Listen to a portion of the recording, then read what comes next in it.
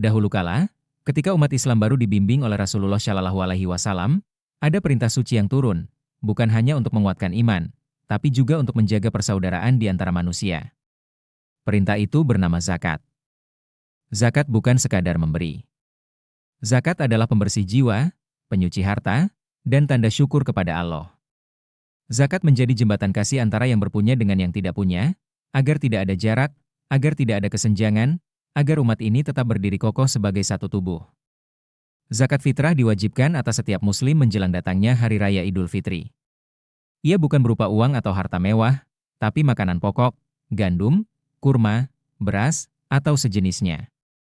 Rasulullah Shallallahu Alaihi Wasallam bersabda, zakat fitrah itu untuk menyucikan jiwa orang yang berpuasa dari kehilafan dan kata-kata sia-sia, sekaligus memberi makan fakir miskin agar mereka ikut bergembira di hari raya. Karena Idul Fitri bukan hanya hari kemenangan bagi orang kaya, tapi hari bahagia bagi semua. Tak ada yang ditinggalkan, tak ada yang terpinggirkan. Lalu ada pula zakat mal. Inilah zakat yang diambil dari harta yang sudah mencapai nisab dan haul.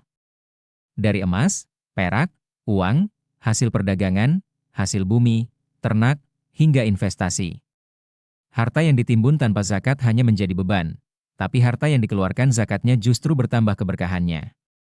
Zakat mal bukan sekadar mengurangi harta, melainkan menyucikan dan menumbuhkannya.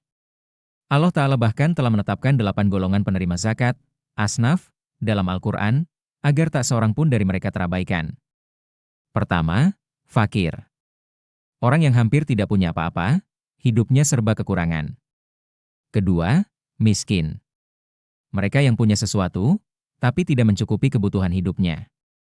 Ketiga, amil.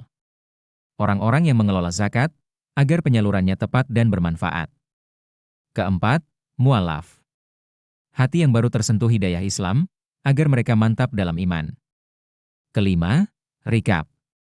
Untuk membebaskan hamba sahaya dari belenggu perbudakan. Keenam, gharimin. Mereka yang terlilit utang demi kebaikan, bukan karena kemewahan.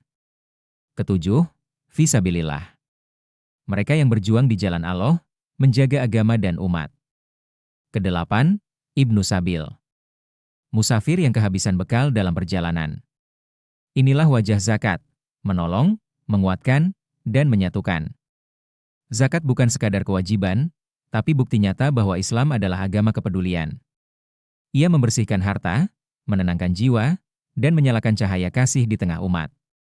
Sejak zaman Rasulullah hingga hari ini, zakat terus menjadi penopang umat.